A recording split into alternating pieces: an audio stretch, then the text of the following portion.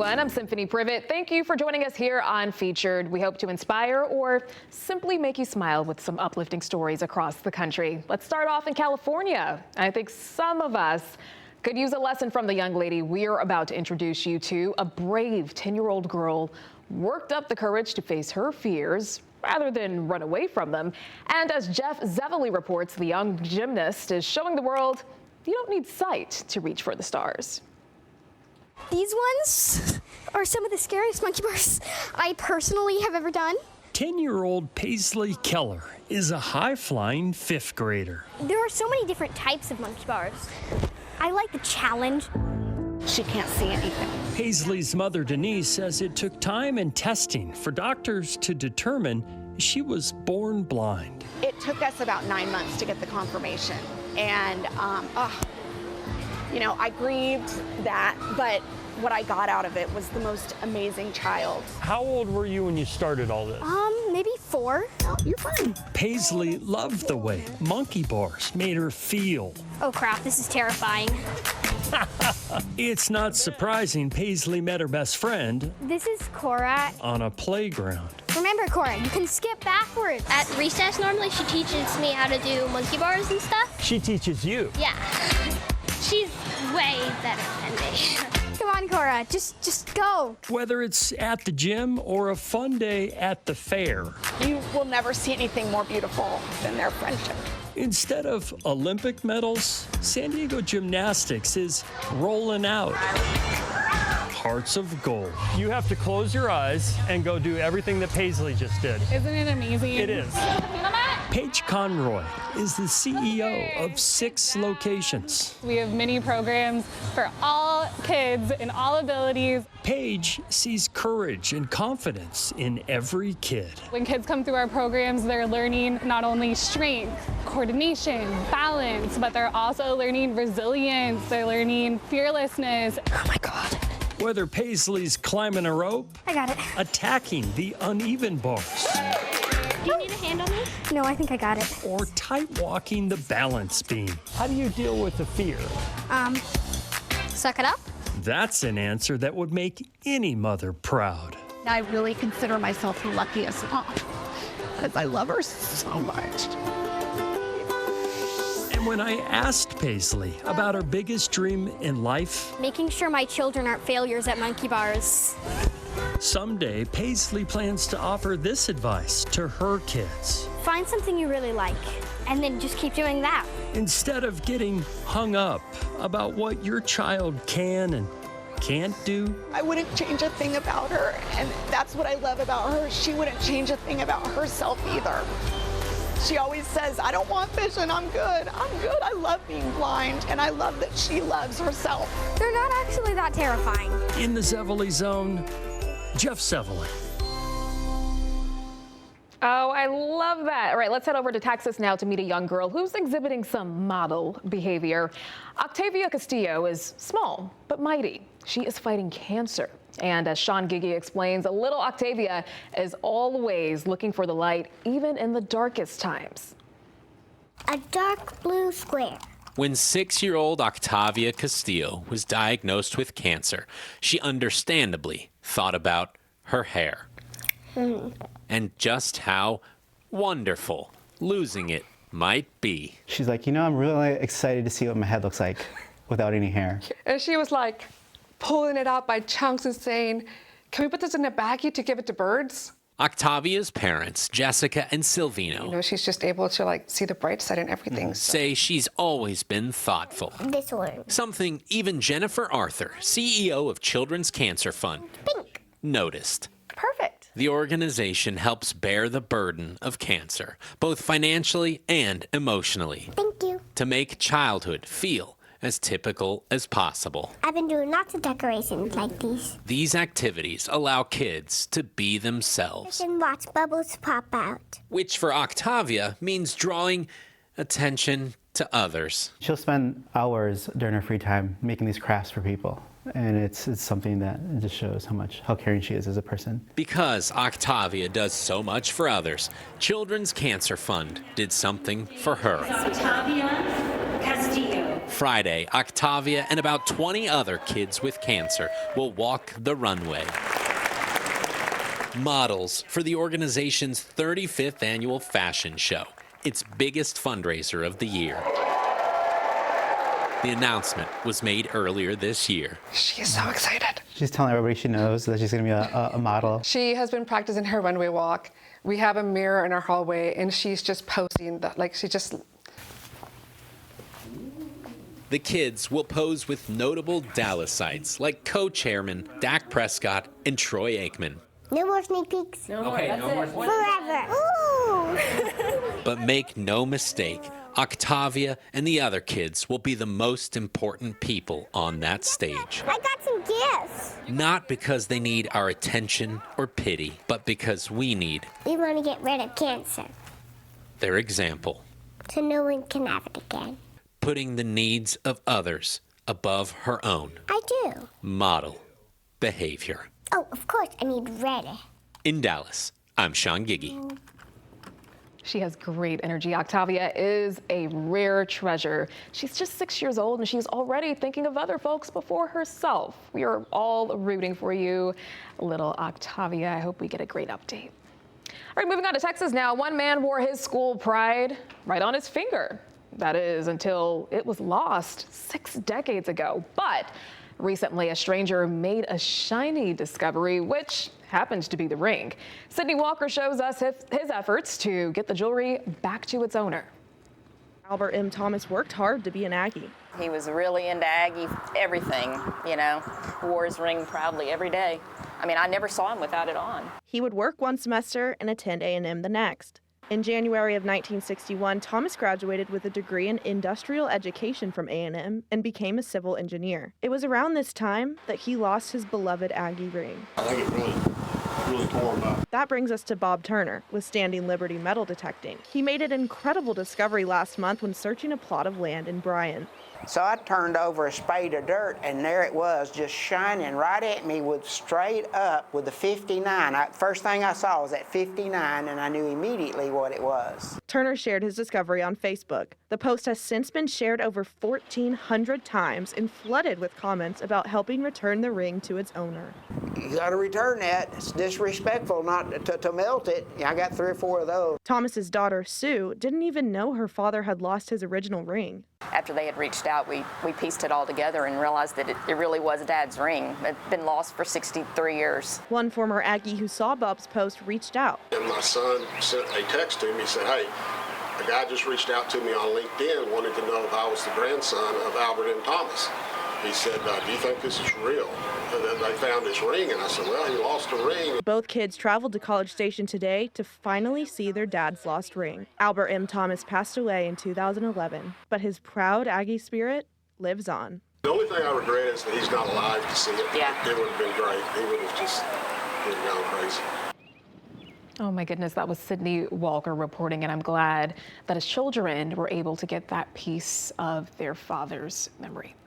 Alrighty, now to a different accessory, but this one is saving lives. When a baby enters the world, you know, there is a lot of attention on the new bundle of joy, but who's looking out for mom?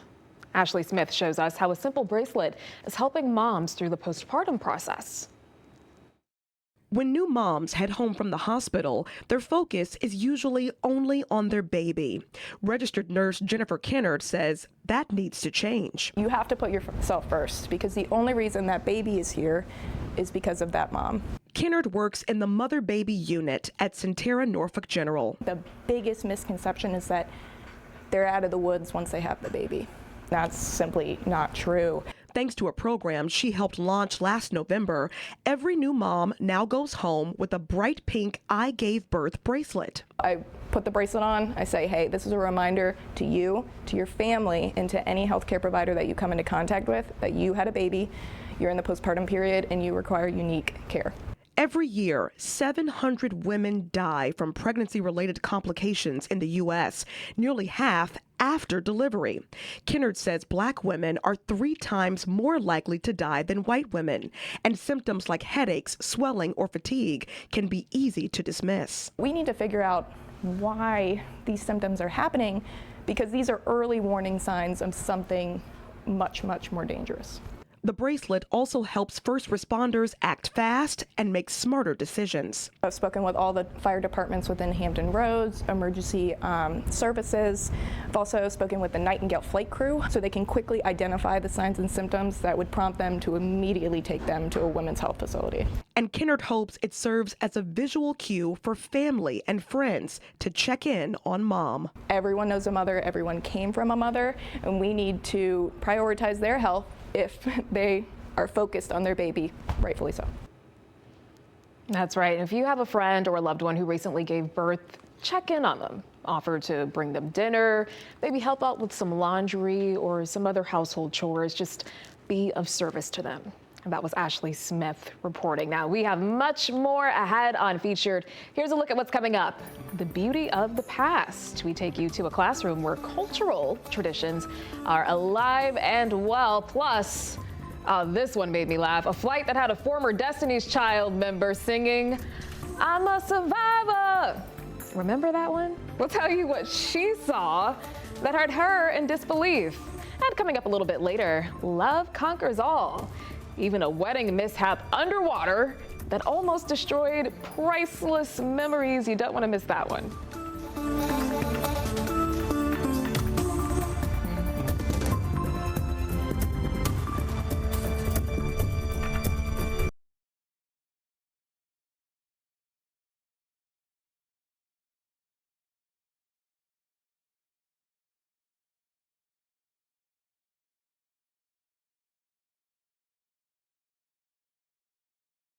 Welcome back. I'm taking you to an art class now where painting is only part of the craft. There is a much bigger picture that connects the past with the present. Jessica Hart is a hide artist who is keeping her ancestors' traditions alive in Minnesota. I have some hides here. Stories aren't always told through books. You start in the middle and you work out. Stories are sometimes told through art. It's a gift, and I embrace it. An art Fern Cloud has mastered. I've been doing this for 30 years, traditional buffalo hide painting. Hide painting is how Fern's ancestors told their stories. A lot of people do hide painting. But none of those people quite like her. Doing it just the way our ancestors did, using buffalo bone brushes, willow sticks, natural paint pigment. These are the bone brushes. If you pick one up and look at it, you'll see it's like a sponge. It's porous. No stores centuries ago, but fields of buffalo. Using every part of the buffalo was essential, I think, for our survival. And we honored the buffalo. Nothing wasted. So this is the genius of our ancestors, of using natural things. So she wastes nothing. Our people use these as containers for putting paint in there. It could be at a joint. Fern serves as the ligament between past and present. I always say every time I work on a hide, I feel a connection to my ancestors and all those, that came before me. A connection she doesn't want to fade away. I've never met another Dakota hide painter. I'm sure they're out there, but I've never met any. It's why she introduces new people. The willow stick has this porous center. To old techniques. So I can make this real sharp for a fine, or just leave it dull for a line. This is really hard to do, especially using the traditional tools, so I have a lot of respect for traditional hide painters. Genesis Fonder is learning her hands aren't always in control. I think that it makes a more unique product because you don't have as much control. And that's the beauty of reviving an age-old art. My passion is to preserve what our ancestors created. I really don't know where they would find this information. Wow, that's interesting that you did the background all green. I really like that. So Fern keeps painting. This is going to be a flower. Planting seeds of her people's story. Really good to see. Along the way. Once you worked with bone brushes, it's just so fun. In St. Paul, Jessica Hart. Alrighty, now I want you to think about your dream home. Does it have an Olympic pool? Maybe a 3-car garage. What about a huge walk-in closet? Well, imagine having all of that, but you realize the space wasn't as big as you thought. Yeah. Disappointed is an understatement for sure, but there is one company in Ohio who is helping homeowners and developers spot potential problems before the first wall goes up. Matt Raskin shows us an innovative approach that is changing the game in the construction industry. What looks great on blueprints might not always work in reality.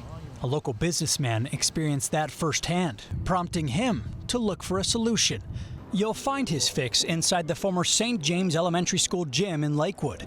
It's called Walk Your Plans. That's where we take architecture blueprints, we project them to scale so you can walk your blueprint before you build or remodel to make sure your space is going to work the way you want it to. From families building their dream homes to developers creating office spaces, many have walked their plans, modifying their blueprints and saving money. The average person who comes through here per hour makes anywhere from 10 to 20 changes to their blueprint. And if you figure one change order typically costs maybe $2,500, if you save 10, that's a $25,000 savings. The immersive experience is created by 7 IMAX projectors covering a 25,000 square foot space. Clients step into new spaces as their plans slide beneath their feet with notes about changes projected in real time. The technology has worked so well, it led to an unexpected discovery. We had no idea, quite frankly, that we could use our technology for this. An immersive event space available for rent on evenings and weekends. It can transport guests to a beach in Portugal. A yoga studio uses this. They rent the space from us like once a month. This allows you to kind of, immerse yourself in an entirely different environment. Walk Your Plans has thrived for over 2 years and is now licensed in 28 territories across the U.S. with plans for global expansion. I really do think that this is going to change the way construction is done across the country and maybe across the world. The company went viral on social media with over 200 million views, which led to more than 3,500 inquiries about opening additional locations, all starting in that former gym in Lakewood. Your home is typically your biggest investment, right? Why not get what you want, right? And that's what we provide. Making sure your house will feel like home. Now, I imagine this is also beneficial for folks, who just need to see it to believe it. I'm one of those people. Alrighty, that was Matt Raskin reporting. It is time for a short break, but don't go too far. Still ahead, a 30-foot drop that left a vehicle submerged in a creek, and the new friendship that led to the remarkable rescue, plus not conforming to social norms. The unconventional decision this bride made on her big day, and we'll tell you why it went viral.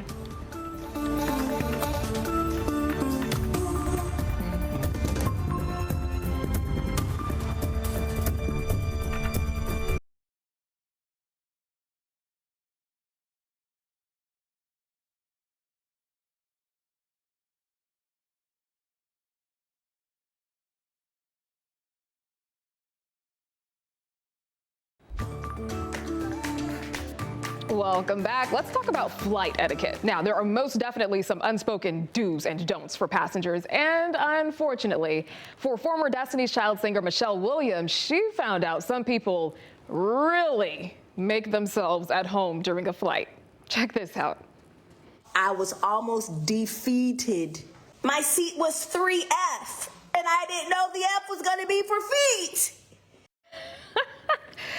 In the video, the singer said while she was on a flight to New York City, she saw something out of the corner of her eye, and when she turned and looked, I want you to check this out. Do you see that? A bare foot invading her cabin space.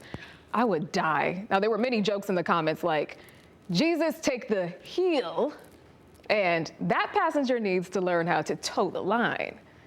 Now, the Broadway star also made light of the situation, saying she was almost defeated.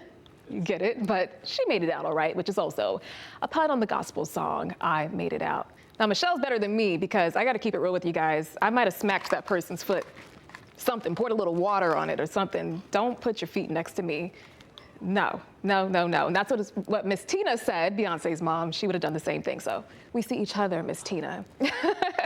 Alrighty, moving on to our next story here. A fashion designer whose work has been featured in Vogue and Harper's Bazaar showed folks fashionable doesn't have to mean pricey. Check this out. I had an idea as a fashion designer to give back to the community by giving somebody the couture dress of their dreams. Ooh, I love it. Okay, Evan Hirsch bought this dress, rather. It was just $6 from a Goodwill's thrift store. We love a good thrift store. Now, his intentions were to transform it into a custom designed piece without the expensive price tag. Hirsch spent over 50 hours stitching more than 2,000 beads by hand. Oh my goodness, talk about dedication. Now, when he was done, he took it back to Goodwill for a lucky shopper to fall in love with and take home.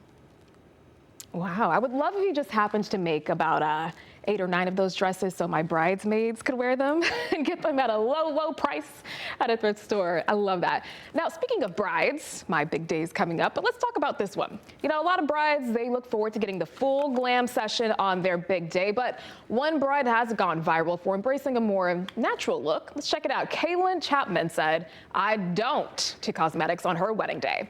Now, on TikTok, Chapman shared she never wore makeup before, and she chose to do what made her most comfortable. Now, to her surprise, the video attracted more than 25 million views, and there were a lot of folks in the comment section. One user wrote, "You don't need it. You looked gorgeous." And I agree. That is a beautiful bride. Alrighty, that is up for our trending segment. Here's a look at what's next. Washing away troubles. We'll tell you how a hot shower is bringing hope to a community in Texas. Plus, the resurrection of an ancient wolf. If you love Game of Thrones, you don't want to miss this story, how science brought it back from extinction.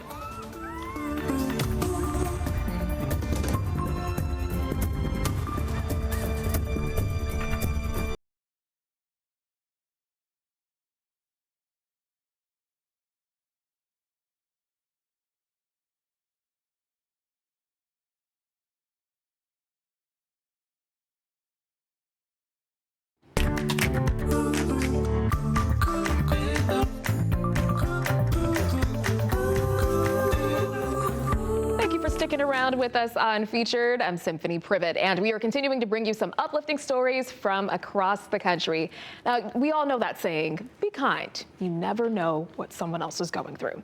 Acts of kindness are on full display at a Virginia school. Sean Martinelli shows us how recognizing the small stuff can make a big impact. Perhaps it's a sign of the times. Here at Kilmer Middle School in Vienna, Virginia, behavior referrals are at an all-time high. Have you seen anything like this before? You know, a lot of people say, you know, middle school is a tough age. Principal Steve McFarland showed us the numbers. 1,600, yeah. 1,600 referrals this year and counting. Only not for the reason you might think. So this is something where it's like, your teacher's proud of you. Instead of being tucked away, these write-ups are on proud display. One notes a student who helped pick up trash in the cafeteria. Another for being kind to a brand new classmate. This one for simply always coming to class smiling. Whenever I walked by and I saw the entire cafeteria wall just covered, I was like, that is so awesome. For students, those small scraps of paper carry a big influence. I think that program deserves to be in every school. How did it make you feel when you got the referral? Really positive about myself. I really appreciate that someone really believes in me. I told my mom and she was really happy for me because she often tells me these things, and her being my mom, I don't often listen to her. When their principal hears those words. It tells you everything about the power of adults recognizing kids for just who they are, and when they think no one's looking, and them just doing the right thing. Words and actions matter more than you ever know. That's coming from a man who still remembers a teacher who recognized him. It was actually a science class, 7th grade science class, that I was struggling in, and what that meant to me and what that meant to my family at the time. The impact still felt decades later. Absolutely. If we're able to take that time to just pat someone on the back, to say you're doing the right thing, that's going to pay dividends and more than we can ever quantify. And that's enough to justify these citations in kindness. Now, if no one told you today, you are more than capable of achieving your goals. Lock in. You can do it. All right, that was Sean Martinelli reporting. Now, moving on to our next story here, many of us, we don't have to think twice about picking out a clean outfit or grabbing something to eat. However, for the houseless community, they often go long periods of time without basic needs or even a hot shower. Brittany Moncrief takes us out to Dallas, where one nonprofit is helping to restore dignity for people who don't have stable housing. The misconceptions can blur the truth. Not everybody on the streets are on drugs. Not everybody on the streets because we want to. But Erica Guridi was a victim of a robbery and assault, and that's what led her to being homeless. But at the same time, God has his perfect plans and his perfect time. It's led her here to Tyler Street Community Outreach in Oak Cliff. Every 2 weeks, they give food to those in need. I like to shower. But what really hits home for Erica is this. Street-side showers. It feels like heaven. It feels like heaven. You don't know how much I love the shower. It really makes me cry because it's a blessing for me. We want to help them forget that they were homeless. Lance Olinsky started Street-Side Showers in 2017. Our mission is to bring hope and help restore human dignity. Making 9 weekly stops throughout the DFW. In the form of a hot shower. They provided more than 50,000 showers and personal hygiene care to unhoused individuals along with clothes. Every community is struggling right now, and people are falling on hard times a lot quicker than we can actually keep up with. It's not a luxury item. It's just a basic human need. Given with privacy and respect. Homelessness is a very complicated issue, but yet it's not a personality trait. People judge you because of the way you look like. But looking past the judgment, it's this, restoring dignity. I could tell you I feel sorry for myself, but I'm happy because I got everything I need. Now I have faith in God and he got better plans for me. And that's Erica's truth. In Oak Cliff, I'm Brittany Moncrief. A scary moment caught on camera for a North Carolina family. The car they were traveling in crashed into a creek, landing upside down in the water. Oh my goodness. But luckily, 3 strangers just happened to be in the right place at the right time. Austin Walker shows us how the group jumped into action to help save everyone in the vehicle. Eric? It's truly unexpected. We all met each other a week ago as well. On the internet, yeah. Starting with their friendship. I saw him on TikTok. Each with their own window cleaning company in different parts of the U.S., Caleb urging others to come to Charlotte to make money together. Booked that flight. Yeah, I literally booked a flight, not knowing this guy like in person, never met him. There for a week, with a Monday that nothing seemed to go as planned. Alexander forced to play a game of basketball. I suck at basketball. Eventually working up an appetite. The closest thing to us was wings. I couldn't send the address to my other friend. Unexpectedly ending up here at a North Charlotte cookout. We're next in line, and then a car in the drive-thru just revs on the gas. Everyone hears it. This person turned right over a curb and then just like disappeared. Alexander saying he sprung into action. It was just kind of like, it felt like instinct. He jumped over the drive-thru railing, propelling down the at least 20-foot drop, trying to get the driver out. Me and him, AJ, we're screaming our heads off, trying to get these doors just to open a little bit. And he's holding her head just barely above the water, where her nose and her mouth is just out of the water, so she's breathing. And he's trying to comfort her, like, it's okay, it's okay. They got them out of the flipped-over car, partially submerged in water. But don't forget, others also came to Charlotte to make money and clean windows. And a bunch of our other buddies in there made a human chain with their arms like linked together to help pull them out of the steep mountain. A day where everything seemed to go wrong. Just a last-minute decision. Until something went right. Yeah, I'm glad we went to Cookout. It's how unexpected moments intersect. If we weren't there, it could have went differently for sure. You can surely expect the next time they shoot hoops together. They have to play basketball with me every time now. Yeah. They'll think back on this unexpected Monday, thankful that almost everything in their day went wrong. Alrighty, that was Austin Walker reporting. Now listen to this. According to reports, the car fell 30 feet below into the creek. Just imagine how scary that was. Now, the guy said when they got to the car, it was filling up with water. Oh my goodness. So thankfully, they were there when they needed to be to rescue those folks. Alrighty, now imagine this. You just got married and you decided to take some of your wedding pictures near a lake. What could go wrong? Sounds like a good backdrop for wedding photos, right? Well, the unthinkable happened, and the photographer took a plunge into the water. As Kyle Simchuk shows us, all is not lost. It was supposed to be a picture-perfect moment. Newlyweds Gurinder Singh and Valeria Perez had just finished their traditional Indian wedding when their photographer led them to Tempe Town Lake for a few final shots. We told him to be careful because there's no bar. I just blinked my eye this side and he just fell. Priceless photos lost at the bottom of Tempe Town Lake. I was not worried about the camera, but I was worried about the madness. He wants to say, oh, I can jump now and get it out, because it's not that deep. But we don't want to, take a risk or anything. Desperate to get these wedding photos back, this photographer messaged the Tempe Fire Department on Instagram. Now, normally their dive team doesn't respond to these types of calls for service. People lose things in Tempe Town Lake all the time. But as luck would have it, they had a training dive scheduled. And so we kind of just adjusted it and moved it over to the location of where the camera went missing. Everybody on the dive team just happened to be married, so we understood the importance of the wedding pictures as well. 3 divers went in, each spending about 20 minutes underwater feeling around for the camera, which at this point had been submerged for several days. And it was the third last diver in the last few minutes of his dive operation that he found the camera. The camera was destroyed, but the fire department's IT team dried and tested the memory card. Every photo was recovered. I was really happy. I was, like I said, like I told them when we met them, I think that's the best wedding gift that we could get. This story has another happy ending. Not only were the wedding photos saved, the photographer says insurance replaced his $5,000 camera. I'm so thankful to the fire department, who really helped us. And there's not enough word to say thank you, even. Oh, I love that great story from Kyle Simchuk, and I'm so glad it had a happy ending.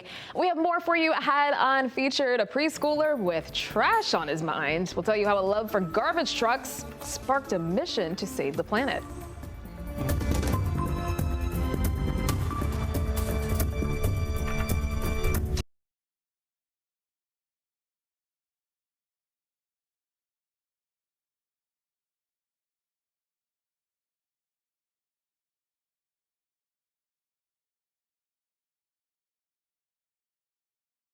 Welcome back. We want to put a spotlight on a little boy named Barry. He is 5 years old and he is already helping to save the planet. Mike Bush introduces us to the pint-sized crusader who is turning trash talk into action. We are going to find out where garbage goes, right? At Clayton Early Childhood Center, the future looks bright and surprisingly well sorted. What do they have to do? Sort it out. And to what? Where do they put it on? Meet Will Berry. And they make it into new things on different conveyor belts. At 5 years old, his footprints are still small. So, let's see. But when it comes to saving the planet, this old plastic. he steps ahead of the rest of us. These might actually take a little much too space. Business manager Ann Brady found that out when Will stopped by with an unusual request. We get a lot of Amazon deliveries, and Will used to stop by the desk, and he would ask every evening, do you have any cardboard boxes? He has a passion for recycling. While most preschoolers are captivated by dinosaurs or superheroes, Will's fascination comes in a less glamorous package, with wheels and a hydraulic lift. It's because I like garbage trucks so much because I like the dumping and unpacking of them working. His father, Patrick, says this isn't just a passing phase between trains and race cars. We started on this trash adventure when he was really little, and he's been on it and just keeps growing. By age 3, Will's birthday wish wasn't for toys or a bounce house, but something that might make other kids hold their noses. We were actually able to convince Waste Management to come to his birthday party. Wait a second, he had a birthday party at Waste Management? Well, yeah, Waste Management brought a truck here, actually. Recycling bins now stand proudly in classrooms as Will's classmates have joined the cause. So that's what we're doing. We're trying to help our environment. But Ann still remembers that first mission. Will and I decided to make a trip over to the recycling bin in the park, and we've been doing it ever since. Come on, get the wheels going. Don't let his height fool you. This kindergartner-to-be can explain the entire waste management ecosystem with surprising clarity. And where do they take the trash? To the landfill and dump. And where do they take the recycling? To the recycle facility. And Will's commitment runs so deep, he authored his own illustrated guide to garbage collection just for me. Thank you very much. You're very talented. Perhaps the most impressive thing about this pint-sized environmental crusader, who even dressed as a waste collector for Halloween, is how he's inspiring others. I've had parents come up to me and say, hey, my kids are telling me I need to recycle because if I don't, Will's going to hear about it. Yeah. Let's get the big stuff out and then dump the tiny stuff. As Will prepares to take his talents to kindergarten, his environmental mission isn't going anywhere. They'll figure it out just like this goes. In Clayton, a 5-year-old is showing us all that saving the planet isn't child's play. Are you going to run to the dumpster? But maybe it should be. Great story from Mike Bush. And now let's meet another little one the world should watch out for. 8-year-old Raya Howard. Get a look at this. She is the youngest person to hold the title of strongest girl in the U.S. for ages 13 and under. Look at her go. She recently took the title at the Arnold Sports Festival. Howard is also a 3-time, look at her, she got it up. Okay, you go, girl. I could take some notes from her. She's a 3-time American record holder and a 2-time national champion in Olympic weightlifting. And when she's not in the weight room, this power is on the football field or the wrestling mat. Love it. You go, girl. Now, staying on the gridiron, young girls are flocking to the field to play flag football. It is one of the fastest growing sports in the country. And as Brady Frederick explains, the game will soon make its way to a world stage. The sport is growing in popularity around the country and now set to debut in the 2028 Olympics. They're expecting that growth to skyrocket. At Saturday's clinic, Linnea Bryan, a member of the U.S. women's national team, told the girls her path to the world stage. I guess you could consider it a little unorthodox. It's been an amazing experience. I've got to travel the world now playing flag football. I've got to go to Mexico, Finland, all these different places. Linnea's true love was always football, but there were better opportunities to play basketball. She ended up playing in college for New Mexico. I played football in recess, but I never played football in an organized manner. After graduating, she found an opportunity to play, joining a women's flag football league where she stood out and eventually earned an opportunity to join the U.S. national team. Last summer, she intercepted a late pass to secure gold for Team USA in the World Championship. We thought it was really critical to get somebody in off the national team to give these girls an idea of what's possible. Her story to these girls says, this is what you can do. The focus of the day was on basic fundamentals with an emphasis on having fun. Once they start playing, they're so excited, they love it, they have a great time. Traveling to clinics across the country, Linnea says the growing passion for the game is no surprise, especially as it becomes more accessible. These girls just need a space and an opportunity. I've met a ton of girls that didn't play sports before, but now that there's a flag football opportunity, they're like, heck yeah, I want to play, which is awesome, right? Getting them involved, getting them in a community, having that camaraderie, having that competitive edge. It's so important, and it translates to much more than sports, right? OYF hopes that eventually girls flag football will become an IHSAA sanctioned sport. In the meantime, they're building a foundation by making sure girls have the opportunity to play. We've seen some of those girls come out into our league and play, and they're like, wow, this is for me. It's tremendous, and I think it's awesome that we are building that momentum here in Idaho. We love being there, and again, it fits our mission as a nonprofit that we're here to grow the game of football. That was Brady Frederick reporting, and I love that those young ladies have something like that program available now. I would have loved if that was around when I was younger. I used to be out in the neighborhood with the local boys playing football, playing catch, learning how to do all that. I wasn't afraid to get dirty. That's probably why I think I'm unstoppable now. I can do anything. Played a role in that for sure. And coming up, a photographer with a massive portfolio shares why he is on a decades-long journey to capture all animals known to mankind.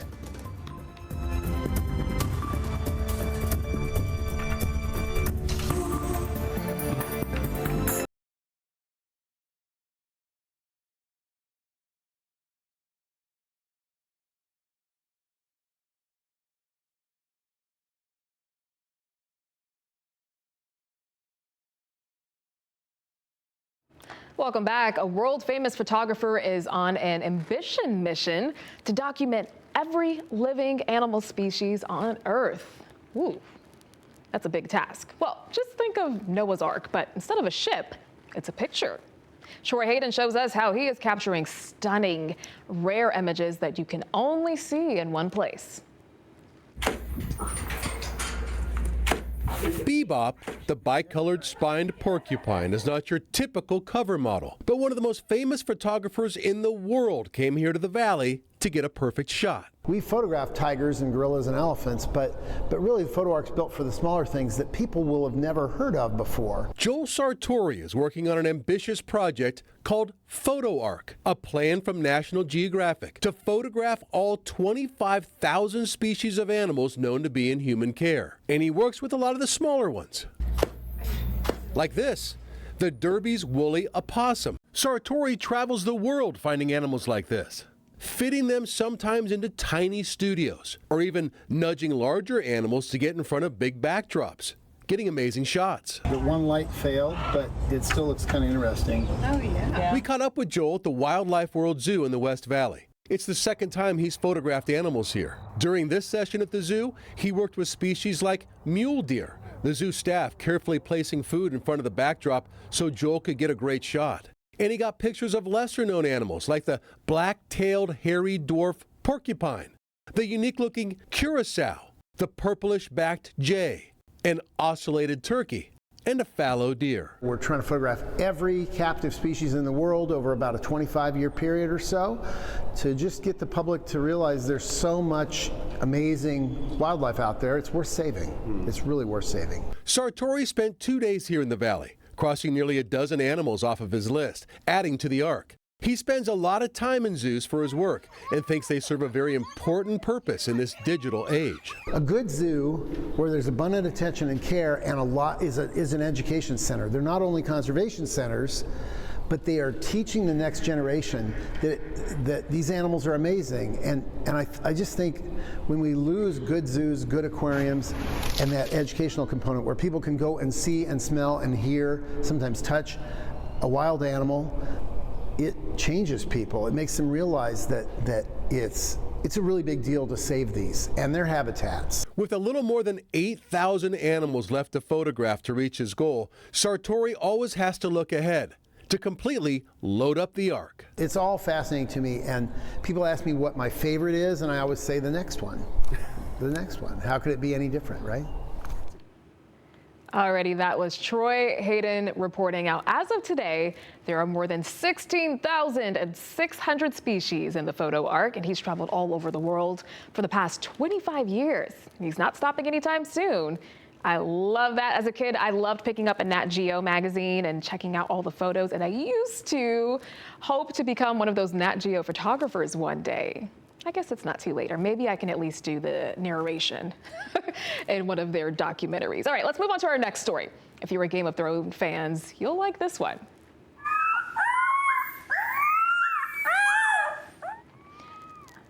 These are 3 baby dire wolves, which is a big deal. Here's why. Their species went extinct 13,000 years ago.